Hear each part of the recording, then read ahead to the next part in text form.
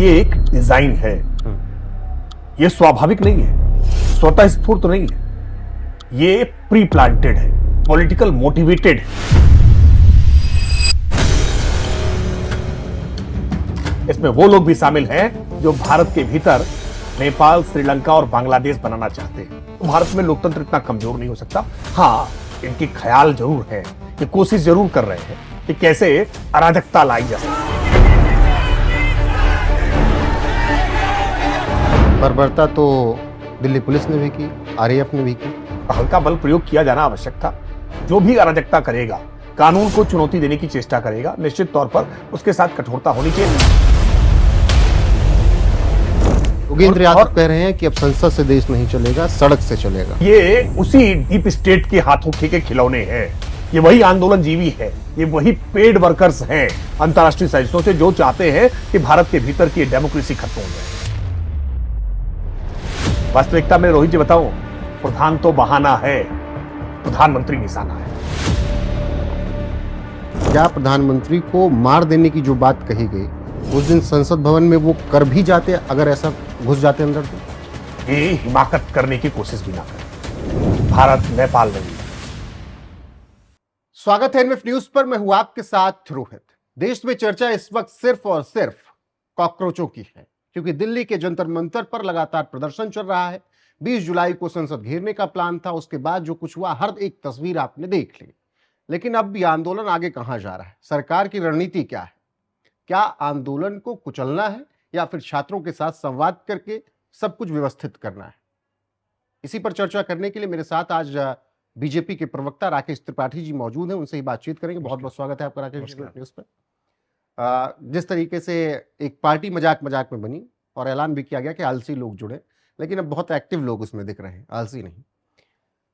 कहाँ कमी दिख रही है सरकार और प्रोटेस्टर्स के बीच में? संवाद क्यों नहीं हो पा रहा? क्योंकि ये प्रोटेस्ट पूरा हिंसक होता जा रहा है।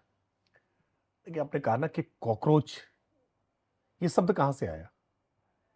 क्या ये शब्द भारतीय जनता पार्टी की सरकार ने दिया? क्या ये शब्द किसी राजनीतिक व्यक्ति ने दिया? ये शब्द तो देश की उच्चतम न्यायपालिका से आया था, और वो इन अर्थों में नहीं था जिन अर्थों में इसका दुरुपयोग करके इस्तेमाल किया गया। ये एक डिजाइन है, ये स्वाभाविक नहीं है, स्वतः स्फूर्त नहीं है, ये प्री प्लांटेड है, पॉलिटिकल मोटिवेटेड है, आर्टिकुलेटेड है। इसमें पर्दे के पीछे कई लोग शामिल हैं। इसमें वो आंदोलन जीवी भी शामिल है जो किसान आंदोलन में थे। इसमें वो भी शामिल हैं जो सीए के समय में अफवाहें फैला रहे थे कि एनआरसी होने वाली है और आपको अपने कागज दिखाने पड़ेंगे। इसमें वो लोग भी शामिल हैं जो राफेल के नाम पर झूठ फैला रहे थे। इसमें वो लोग भी शामिल हैं जो एसआईआर के नाम पर निर्वाचन आयोग की विश्वसनीयता पर सवाल खड़े कर रहे थे। इसमें वो लोग शामिल हैं जो भारत के डेमोक्रेटिक सेटअप को कमजोर करना चाहते हैं। इसमें वो लोग भी शामिल हैं जो भारत के भीतर नेपाल, श्रीलंका और बांग्लादेश बनाना चाहते हैं, और इसीलिए एक डिजाइन के तहत ये पूरा आंदोलन लेकर के चल रहे हैं। प्रधानमंत्री आवास को घेरने की चेष्टा करना, संसद आवास को घेरने की चेष्टा करना, व्यक्तियों को निशाना बना करके हिंसक वातावरण तैयार करना, ये पूरी एक एक कहानी है। और इस पूरी कहानी की पटकथा लिखने वाले, हो सकता है देश के भीतर और देश के बाहर, कुछ लोग ऐसे लोग हैं जिनके इशारों पर यह पूरा आंदोलन चलाया जा रहा है। इसमें वास्तविक छात्रों की संख्या बेहद कम, और वास्तविक छात्र जो जिन्होंने जेन्युइन मुद्दा उठाया, हम उस मुद्दे के साथ सहमत हैं, हम उस मुद्दे को स्वीकार कर रहे हैं, हमने नकारा नहीं है। परीक्षा में की शुचिता बनाए रखना, परीक्षा को के पेपर के लीकेज को रोकना, यह निश्चित तौर पर एक गंभीर चुनौतीपूर्ण कार्य है, और भारतीय जनता पार्टी की सरकार ने इसको स्वीकार किया। नीट पेपर लीक हुआ, हमने स्वीकार किया, परीक्षा रद्द की, दोबारा फिर से परीक्षा रिकॉर्ड टाइम में हमने संपन्न कराई, और परीक्षा पूरी पारदर्शी तरीके से संपन्न हुई। परीक्षा का परिणाम आ गया, अभ्यर्थी जिनको अब कॉलेज अलॉटमेंट होना है, अब वो उसके लिए प्रतीक्षा कर रहे हैं। लेकिन इस आंदोलन के नाम पर जानबूझ करके सरकार को अपदस्थ करने की साजिश हो रही है। ये जो साजिश हो रही है, तमाम बयान आए, मैं तो पहले दिन से उस प्रोटेस्ट को देख रहा हूँ, ग्राउंड जीरो पर भी रहा हूँ, उन सब के बीच में पहुंचा हूँ।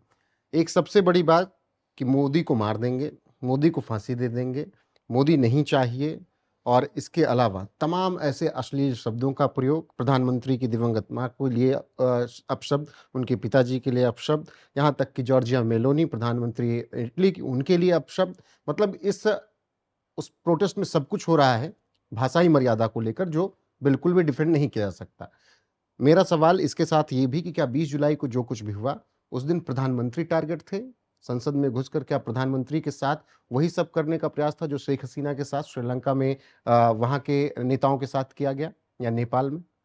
मैंने इसलिए पहले ही कहा ना कि ये जिस तरह की भाषा का प्रयोग हो रहा है, ये भाषा भारतीय छात्रों की नहीं हो सकती है। और विशेष करके नीट की परीक्षा की तैयारी की जा रहे हैं विद्यार्थी। देश के सबसे प्रतिष्ठित परीक्षाओं में से एक परीक्षा नीट की परीक्षा होती है, और नीट के अभ्यर्थी इस तरह की भाषा का प्रयोग करेंगे। ये भाषा डिजाइंड है। मैंने इसीलिए कहा कि ये पटकथा किसी और ने लिखी है।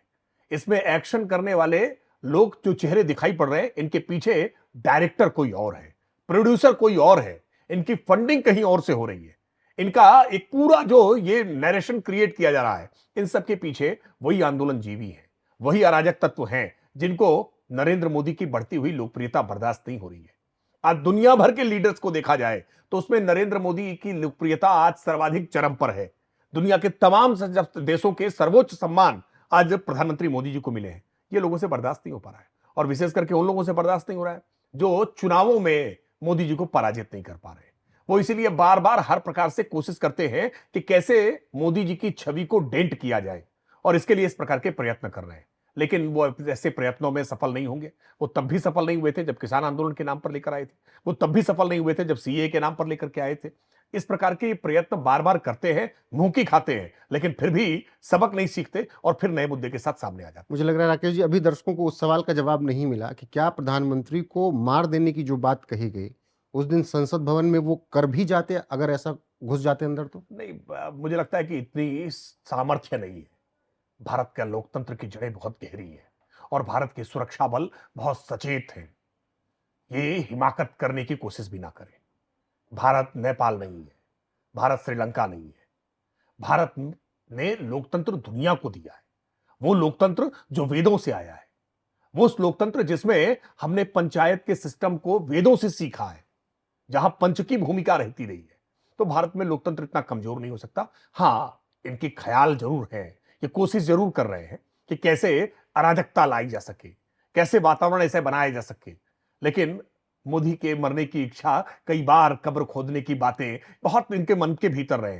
ये जितने पत्थर प्रधानमंत्री मोदी के ऊपर चलाते हैं, मोदी जी उन पत्थरों से गरीबों के घर बना देते हैं। लेकिन बर्बरता तो दिल्ली पुलिस ने भी की, आरएएफ ने भी की। मुझे लगता है कि बर्बरता को जब भी आप देखते हैं तो तस्वीर के दोनों पहलू देखे जाने चाहिए। 100 से अधिक पुलिसकर्मी घायल हुए हैं। ये पुलिसकर्मी कोई एलियन नहीं है। ये पुलिसकर्मी भी हमारे आपके परिवारों के ही है। ये भी हमारे ही भाई हैं। ये भी किसी बच्ची के बाप हैं। ये भी किसी के बेटे हैं। और उनके साथ जो बर्बरता हुई तो अपना कर्तव्य अपना निभा रहे थे, अपनी ड्यूटी निभा रहे थे, और उनके साथ उनको प्रोवोक करने की चेष्टा की गई, उनके साथ इस तरह की मारपीट की गई है। ये स्वीकार नहीं हो सकती है, और हल्का बल प्रयोग किया जाना आवश्यक था। जो भी अराजकता करेगा, कानून को चुनौती देने की चेष्टा करेगा, निश्चित तौर पर उसके साथ कठोरता होनी चाहिए। लेकिन चूंकि ये बार बार प्रयोग उस तरह का करते हैं कि सामने बच्चों को रखेंगे और उसके पीछे से ये अपना घिनौना खेल खेलेंगे। हम देश के ऐसे बच्चों से आह्वान कर रहे हैं कि खिलौना मत बने, टूल्स मत बने, उपकरण ना बने। ये इनकी जो गंदी राजनीतिक चालें हैं, जिसमें चुनाव नहीं जीत सकते हैं, तो इस प्रकार के यत्न कर रहे हैं कि कैसे मोदी जी की सरकार को अपदस्थ किया जा सके। ये मंसूबा इनका हालांकि पूरा नहीं होने वाला। लेकिन राहुल गांधी, अखिलेश यादव, क्रेडिट की भी लड़ाई दोनों में है कि हाँ कौन क्रेडिट ले ले इस सीजेपी का। वो भी तो इस जंग में अब शामिल है मोदी के खिलाफ। देखिए, क्रेडिट की लड़ाई तो इन लोगों में हर समय रही है, हर जगह रही है। महत्वाकांक्षाएं हैं, और इन महत्वाकांक्षाओं के आधार पर ये चेष्टा कर रहे हैं। लेकिन विपक्ष आज पूरी तरह से डिस्क्रेडिट है, और अधिकार भी नहीं है कहने का। कैसे कहेंगे, किस मुंह से कहेंगे? ये अखिलेश यादव, इनके वालिद मुलायम सिंह यादव उत्तर प्रदेश में जब मुख्यमंत्री रहे, तो कैसे नकल सामूहिक हो इसके लिए धरना दे रहे थे, इसके लिए प्रदर्शन कर रहे थे। सबको याद है कि उत्तर प्रदेश में मुलायम सिंह यादव के शासनकाल में जो बच्चे हाई स्कूल और इंटरमीडिएट पास होते थे ना, उनको किस नेह निगाहों से देखा जाता था। दिल्ली यूनिवर्सिटी में एडमिशन लेने के लिए फॉर्म लेकर के आते थे, और यूपी से पास होकर के आए हैं, फॉर्म नहीं उनको मिलता था, एडमिशन नहीं होते थे, कितनी छवि खराब थी। याद करिए कल्याण सिंह के शासनकाल के उस दौर को, जब नकल विरोधी अध्यादेश राजनाथ सिंह शिक्षा मंत्री थे और लेकर के आए, जिसमें नकल करने वाले को परीक्षा स्थल से ही हथकड़ी लगाकर गिरफ्तार करते थे। यह भारतीय जनता पार्टी का कमिटमेंट है कि हम शिक्षा व्यवस्था में किसी भी प्रकार का इस प्रकार का दोष उत्पन्न हो, नकल इस प्रकार से सामूहिक तौर पर हो, लीकेज इस प्रकार के हो, हम स्वीकार नहीं कर सकते हैं। अगर कहीं भी लीक हुआ, हमने स्वीकार किया, परिष्कार किया, वरना अशोक गहलोत की सरकार, कांग्रेस को आज मोदी खाने का अधिकार है। राजस्थान में बच्चे चिल्लाते रहे, परीक्षार्थी कहते रहे लीक लीक लीक, और गहलोत कहते रहे ठीक ठीक ठीक, कोई परिवर्तन नहीं हुआ, कानों पर जू नहीं रहेंगी। हमने स्वीकार किया है कि हां गलतियां हुई हैं, हम स्वीकार करेंगे, परीक्षा रद्द करेंगे, रिकॉर्ड टाइम में हम उसको फिर ठीक करने का काम करेंगे। हम मानते हैं कि यह गंभीर चुनौती है, कुछ लोभी लालचियों के कारण, एक संगठित अपराध के कारण इस प्रकार की घटनाएं हो रही हैं, और निश्चित तौर पर इसको लेकर के आज प्रधानमंत्री जी ने जो संदेश दिया है कि फास्ट ट्रैक कोर्ट्स बना रहे हैं, और प्रधानमंत्री की गारंटी, मोदी की गारंटी पर देश को भरोसा है कि ऐसे मामलों में जो अभियुक्त हो उनके खिलाफ फास्ट ट्रैक कोर्ट में तेज गति से ट्रायल हो। और ये छात्रों की मांग थी जिसको आज प्रधानमंत्री जी ने एड्रेस किया है। मुझे लगता है कि मोदी की गारंटी पर देश भरोसा करता है, ये विद्यार्थी भी भरोसा करेंगे, जो वास्तविक जिनकी कंसर्न है वो उस पर भरोसा करेंगे कि ऐसे अभियुक्तों के साथ, ऐसे अपराधियों के साथ किसी प्रकार की नरमी नहीं होगी, और ऐसे लोग जो भविष्य के साथ खिलवाड़ कर रहे हैं उनका पूरा जीवन तबाह कर देने का काम नरेंद्र मोदी की सरकार करेगी, क्योंकि हम शिक्षा के साथ कोई खिलवाड़ नहीं होने देंगे। नहीं, अगर रीनीट आपने करवाई, आप कह रहे हैं शिक्षा के साथ खिलवाड़ नहीं होने देंगे, तो ये कठोरतम कानून क्यों नहीं आता? जैसे मैं अगर, ठीक है फासिस्ट सरकार है, चाइना में है कि अगर कोई नकल करवाएगा, कोई पेपर लीक करेगा, तो फिर पूरी की पूरी संपत्ति जब्त होगी, नागरिकता तक छीन ली जाएगी। मैं नहीं कह रहा हूँ कि आप इतने कठोर हो जाएं, लेकिन फिर भी ऐसा कानून क्यों नहीं आता है कि बच्चों की लाइफ से खिलवाड़ ना हो सके? नहीं, कानून कहां बनेगा रोज जी? हम्म। कानून तो बनेगा संसद में। नहीं, योगेंद्र और यादव कह रहे हैं कि अब संसद से देश नहीं चलेगा, सड़क से चलेगा। नहीं, ये तो अराजकता चाहते हैं, बाबा साहब भीमराव अम्बेडकर को मानते नहीं है। ये बाबा साहब भीमराव अम्बेडकर के बनाए हुए संविधान पर इनका कोई यकीन नहीं है, और इसीलिए ये नहीं चाहते हैं कि लोकतांत्रिक व्यवस्था से चुनी हुई सरकार काम करे। इनका डेमोक्रेसी में कोई यकीन नहीं है, और ये उसी डीप स्टेट के हाथों के खिलौने हैं। ये वही आंदोलन जीवी है, ये वही पेड वर्कर्स हैं अंतर्राष्ट्रीय साजिशों से, जो चाहते हैं कि भारत के भीतर की डेमोक्रेसी खत्म हो जाए, और इसीलिए इस तरह की चेष्टा कर रहे हैं। लेकिन ऐसी चाहत रखने वाले बहुत लोग आए और गए, भारत की लोकतांत्रिक व्यवस्था को चुनौती नहीं दे सकते हैं। लेकिन ये चेष्टा जरूर करेंगे कि इस तरह के लोगों को उद्वेलन दें। लेकिन कानून कठोर बनना चाहिए, हम भी इस बात के पक्षधर हैं, लेकिन कानून बनेगा संसद में, और संसद में जब चर्चा होगी तब ना कानून आएगा, मसौदा आएगा, विधेयक आएगा, सुझाव आएंगे। तो और विपक्ष तो कह रहा स्वस्थ है, लोकतंत्र में यही होता है। विपक्ष कह रहा है चर्चा ही नहीं करने दे रहे हैं आप। यही इसी से विपक्ष के दोहरेपन का पता चलता है कि अगर राहुल गांधी छात्रों की समस्या को लेकर के वास्तविकता में कंसर्न है, उनकी चिंता है, तो राहुल गांधी को सदन में आकर के सुझाव रखने चाहिए। उनको बताना चाहिए कि इसकी टेंडरिंग की प्रक्रिया क्या होनी चाहिए, कौन कौन सी कंपनियां, किस किस प्रकार की कंपनियां कैसे क्वालिफाई करनी चाहिए, किनको किनको कैसे कैसे डिबार करना चाहिए, परीक्षा में नकल करते हुए अगर कोई लीकेज पाया जाएगा तो उसके खिलाफ किस तरह की कार्रवाई होगी। ये सारी बातें नहीं है, वो तो केवल बार बार धर्मेंद्र प्रधान का इस्तीफा दो। वास्तविकता में रोहित जी बताऊं, प्रधान तो बहाना है, प्रधानमंत्री निशाना है। वो चाहते हैं कि कैसे एक इस्तीफा, एक बार शुरुआत तो कर लें, एक इस्तीफा दिलवा दें, फिर उसके बाद हम पूरी सरकार गिरा लेंगे। लेकिन चुनाव में जीत नहीं पाते। वो जानते हैं चुनाव से तो मोदी को हरा नहीं सकते हैं, क्योंकि जनता के दिलों पर राज कर रहे हैं। तो मुट्ठी भर लोगों को लेकर के आओ, दिल्ली को बंधक बना लो, अराजकता लाओ, और उसके बाद एक वातावरण बना करके सरकार को डिस्क्रेडिट करो। लेकिन ये होने वाला नहीं है। लेकिन धर्मेंद्र प्रधान इतने महत्वपूर्ण क्यों हो गए? देखिए, बात महत्वपूर्ण होने की नहीं है। क्या धर्मेंद्र प्रधान के किसी प्रकार से लीक करने वाले गिरोहों के साथ किसी प्रकार के कोई संबंध है? क्या इस बात की किसी प्रकार के कोई साक्ष्य अखिलेश यादव और राहुल गांधी या विपक्ष के किसी नेता के पास या किसी सामान्य छात्र के पास, क्या इस प्रकार के कोई साक्ष्य है कि धर्मेंद्र प्रधान की किसी प्रकार की कोई सीधी, प्रत्यक्ष या परोक्ष रूप से कोई भूमिका है? क्या शिक्षा मंत्री होने के नाते आप किसी भी प्रकार की गड़बड़ी के लिए मंत्री को जिम्मेदार ठहराने की चेष्टा करेंगे? किसी भी संस्थान में किसी निचले स्तर पे किसी कर्मचारी की किसी गलती के लिए क्या पूरे संस्थान को दोषी ठहराया जा सकता है? यह किस प्रकार की मानसिकता है? धर्मेंद्र प्रधान वो व्यक्ति हैं, वो शिक्षा मंत्री हैं जिनके शिक्षा मंत्री रहते हुए, जिनके मानव संसाधन विकास मंत्री रहते हुए न्यू एजुकेशन पॉलिसी आई है। देश की शिक्षा व्यवस्था में कई बड़े बदलाव हुए, उसके बावजूद कुछ लोग जानबूझ करके, मैंने कहा ना, प्रधान तो बहाना है, प्रधानमंत्री निशाना है। ये धर्मेंद्र प्रधान के बाद अगला नंबर लेकर आएंगे। अब शिवराज सिंह चौहान को हटाओ, इसके बाद नितिन गडकरी को हटाओ, और इसके बाद प्रधानमंत्री को हटाओ। ये इस तरह से दबाव बना करके सड़कों पर फैसला नहीं होगा। फैसला जनता के मतपत्रों से होगा, मतपेटियों से होगा, और मंत्री कौन रहेगा कौन हटेगा ये डेमोक्रेसी में, ये संविधान ने तय किया है कि भारत का प्रधानमंत्री तय करेगा और प्रधानमंत्री जनता तय करेगी। सबसे बड़ी बात यही रही, कई लोगों से मैंने जब बातचीत की कि धर्मेंद्र प्रधान, ठीक है नीट की परीक्षा लीक हुई, गलतियां थी, उसको वहां पर माना जाना चाहिए था और बहुत पहले सरकार को बात कर लेनी चाहिए थी छात्रों से। लेकिन धर्मेंद्र प्रधान ने जो चेंजेस किए, मुगलों के महामंडन के चैप्टर्स हटाए, भारत के शूरवीरों का चैप्टर जुड़ा, 370 जुड़ा, राम मंदिर चैप्टर में जुड़ा पाठ्यक्रमों में, और सबसे बड़ी समस्या इसी वजह से है कि वो इन सब चैप्टर को लेकर आए और मुगलों के महिमा मंडन को हटा दिया। ये समस्या ज्यादा है धर्मेंद्र प्रधान से। नहीं, निश्चित तौर पे वामपंथियों का जो एक लंबे समय तक एक उनका तौर तरीका रहा है कि भारतीय नायकों को पददलित करो और तमाम ऐसे विदेशी आक्रांताओं का महिमा मंडन करो। भारत की शिक्षा व्यवस्था और किसी भी राष्ट्र की शिक्षा व्यवस्था उसकी नींव बनाती है, उसकी जड़ों को मजबूत करती है। और इसीलिए मैकाले ने कहा था ना कि हम अंग्रेज तो चले जाएंगे लेकिन एक ऐसी शिक्षा व्यवस्था दे जाएंगे जो वर्षों वर्ष तक अंग्रेजियत का गुलाम रखेगी। शिक्षा सबसे महत्वपूर्ण बिंदु है और इसीलिए जानबूझ करके शिक्षा में किए जा रहे नवाचार, नए प्रयोग, उसको आधुनिक बनाने का प्रयत्न, और जो हमारा पुरातन रहा है जिस पर हमको गर्व करना चाहिए, स्वाभिमान से युक्त होना चाहिए, उसको जोड़ने का यह प्रयोग बहुत नागवार गुजर रहा है। और इसीलिए जानबूझ करके साजिश षड्यंत्र रचा जा रहा है, शिक्षा को प्रयोगशाला बनाया जा रहा है, लेकिन शिक्षा को प्रयोगशाला नहीं बनने देंगे। हम इस पूरे मामले में जो सार्थक सुझाव है, हम सार्थक सुझाव आमंत्रित कर रहे हैं। संसद के सदन पर इस पर चर्चा होनी चाहिए। सदन के बाहर भी अगर कोई चर्चा करने को चाहे तो हम संवाद करने के लिए हमने रास्ते कभी नहीं बंद किए। जगत प्रकाश नड्डा जी, भारतीय जनता पार्टी के पूर्व राष्ट्रीय अध्यक्ष, भारतीय जनता पार्टी के वरिष्ठ नेता, सीनियर कैबिनेट मिनिस्टर, उन्होंने छात्रों के साथ संवाद किया, उनके साथ बातचीत की, लेकिन किसी भी संवाद में जिद नहीं होती है। संवाद में तो संवाद आप सुझाव लेकर आइए ना कि इस परीक्षा की व्यवस्था में क्या क्या परिवर्तन किए जाने चाहिए। आमूलचूल परिवर्तन करने के लिए हम तैयार हैं। व्यवस्था ऐसी हो जिससे सर्वथा सबका लाभ हो। लेकिन आप बताइए ना, पूरे आंदोलन में ये जो कॉकरोच आंदोलन है ना, इस पूरे आंदोलन में क्या किसी को सार्थक सुझाव कभी देते हुए देखा? क्या इनकी तरफ से कोई ऐसा एक मसौदा सामने रखा गया कि ये चीजें सुझाव दिए जाने चाहिए, ये सुधार होने चाहिए और ये सुधार सरकार नहीं मान रही है? कोई सुझाव नहीं दे रहा है।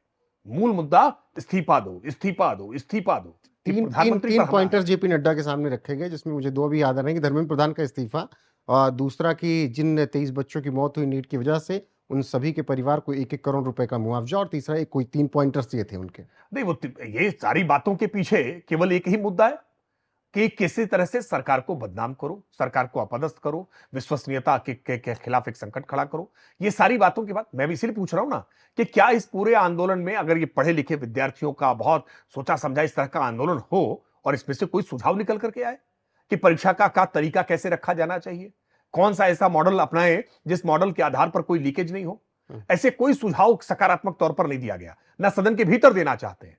नेता प्रतिपक्ष जिस तरह से प्रधानमंत्री के आवास को टारगेट करके वहां धरना देने के लिए लेट रहे थे, ये तरीका होता है क्या लीडर ऑफ ऑपोजिशन का? आपको कोई सुझाव लेकर के आइए, लेकिन ये सुझाव कैसे देंगे? ये तो वही पार्टी है ना जिसमें मुख्यमंत्री दिग्विजय सिंह मध्य प्रदेश के हुआ करते थे और सिगरेट की डिब्बी पर लिख दिया कि आज से तुम फला डिपार्टमेंट में तुम्हारी नौकरी हो गई। ये अखिलेश यादव सुझाव देंगे जिन्होंने उत्तर प्रदेश में यूपी पीएससी का चेयरमैन अनिल यादव को बना करके, एक अपराधी को बना करके पूरा यादव आयोग बना दिया था।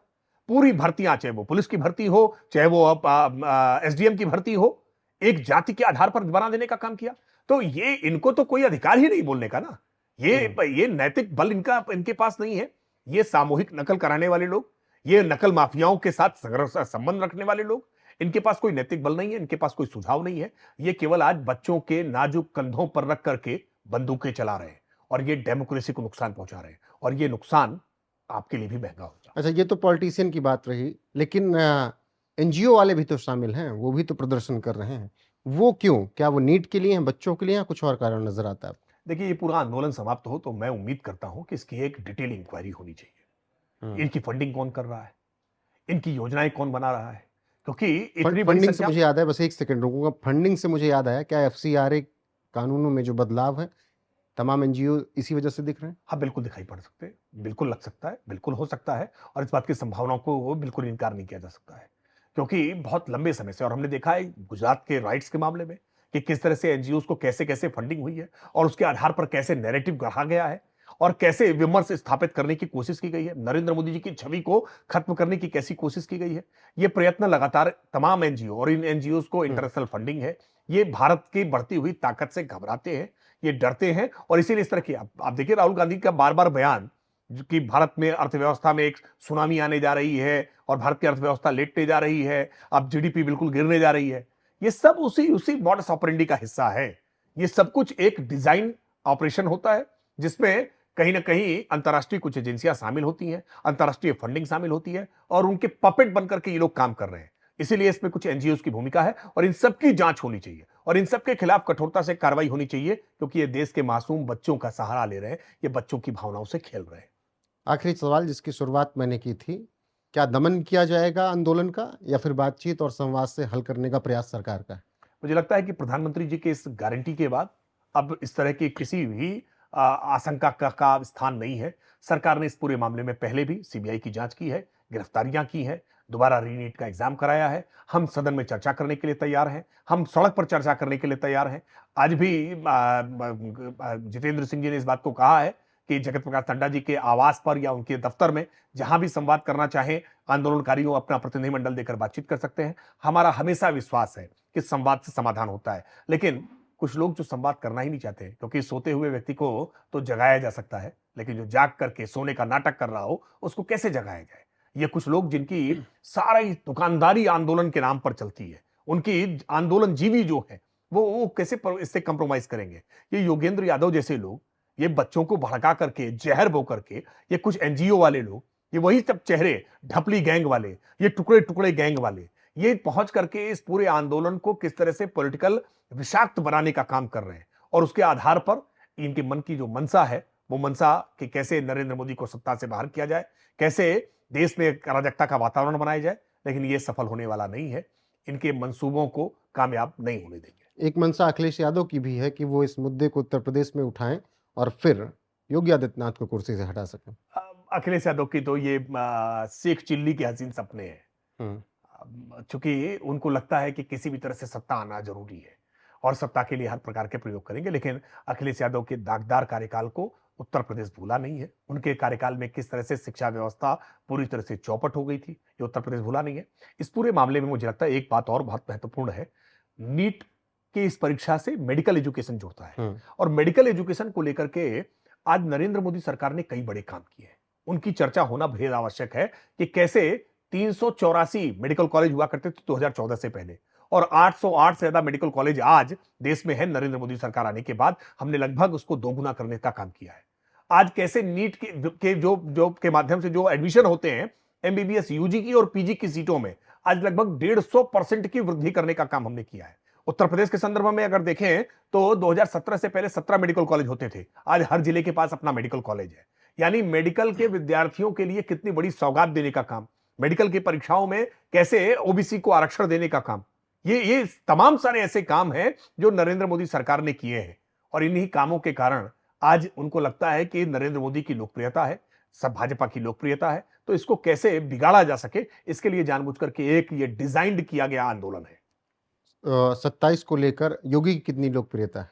देखिए, योगी आदित्यनाथ जी के कामकाज को लेकर के आज देश और दुनिया में चर्चा हो रही है।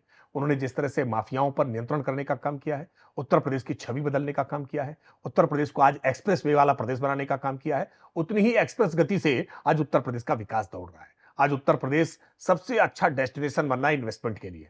उत्तर प्रदेश में आज जिस तरह का चहुमुखी सर्वांगीण विकास हुआ है, उत्तर प्रदेश में भी योगी आदित्यनाथ जी को सत्ता से हटाना छोड़िए, पिछली बार की सीटों से हम कैसे 1.5 सीटें जीत करके आ जाएंगे, इसके लिए भारतीय जनता पार्टी एक एक चुनौती के साथ काम कर रही है कि 2027 में हम 2017 के परिणाम को कैसे दोहराएंगे, इसके लिए काम कर रहे हैं। यहां सत्ता आने जाने की बात नहीं है, हम कितना नया रिकॉर्ड खड़ा करेंगे, महत्वपूर्ण बात यह है। लेकिन सपाई कह रहे हैं कि बीजेपी 27 में 27 पर सिमट जाएगी। ये समाजवादी पार्टी की बहुत दिली इच्छा है, हर प्रकार के प्रयत्न किए, मायावती जी के साथ हाथ मिलाया, उन्होंने कोशिश की कांग्रेस के साथ हाथ मिलाया।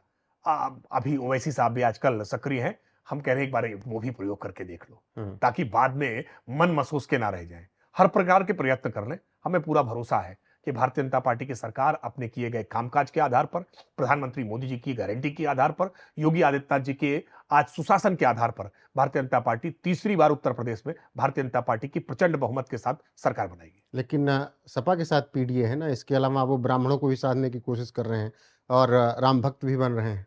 देखिए, ये जाति मजहब के समीकरण, एमवाई के समीकरण, ये तिलक तराजू और तलवार के समीकरण, ये सारे समीकरण अब धरे रह गए। मुद्दा विकास है और विकास के आधार पर हमें पूरा भरोसा है कि बीएसपी जिस पर मुद्दा बना करता था, बिजली सड़क पानी, आज बिजली सड़क पानी पर कोई चर्चा नहीं कर रहे हैं। आज चिकित्सा और शिक्षा पर कोई चर्चा नहीं कर रहे हैं कि कैसे एनएचएम के घोटाले, एनआरएचएम के घोटाले होते थे। आज उत्तर प्रदेश को हमने जिस तरह से विकास की योजनाओं के साथ जोड़ा है, हमें पूरा भरोसा है कि ये पीडीए धरा रहेगा। और ये पीडीए तो वैसे भी परिवार में केवल डिंपल और अखिलेश की बादशाहत बनाने के लिए है, परिवार को आगे बढ़ाने के लिए है। इस पीडीए के धोखे को जनता पहचान रही है। लेकिन आपके सहयोगी कहते हैं कि पीडीए का फुल फॉर्म कभी अखिलेश यादव पिछड़ा दलित आदिवासी बताते हैं, कभी अगड़ा बोल देते हैं, कभी अल्पसंख्यक बोल देते हैं। तो आपके सहयोगी कहते हैं कि इसका दो फॉर्मूला बताते हैं कि पीट देगा अहीर एक तो है, और दूसरा है कि किसी दिन पीडी तो ठीक है, किसी दिन एक आतंकवादी न बोल दें अखिलेश यादव। हाँ, बिल्कुल हो ओम सकता है। प्रकाश राजभर कहते नहीं, बिल्कुल ठीक बात है। देखिए, वो पीडीए का सुविधाजनक तरीके से बार-बार उसका वो अर्थ बदलते रहते हैं। लेकिन पीडीए के असली सच्चे अर्थों को सब जानते हैं कि पीडीए केवल छलावा है, पीडीए केवल धोखा है, जातीय आधार पर भावनाओं को उभारना है, हिंदुओं के भीतर मत का विभाजन करना है और मुसलमान वोटों की गोलबंदी करना है। लेकिन वो इसमें सफल नहीं होंगे। अब हिंदू बंटेगा नहीं, मुद्दे के आधार पर वोट करेगा, विकास के आधार पर वोट करेगा। और भारतीय जनता पार्टी अपने मुद्दों के आधार पर मुतमईन है कि भारतीय जनता पार्टी फिर से तीसरी बार प्रचंड बहुमत की सरकार बनाएगी। बहुत शुक्रिया आपका हमारे साथ जुड़ने के लिए, बातचीत करने के लिए। बहुत फिलहाल आप लोगों की राय क्या है? राकेश जी ने जो बातें यहाँ पर कही हैं उस पर कमेंट सेक्शन में जरूर बताइएगा। बाकी बने रहिएगा हमारे साथ लगातार। नमस्कार।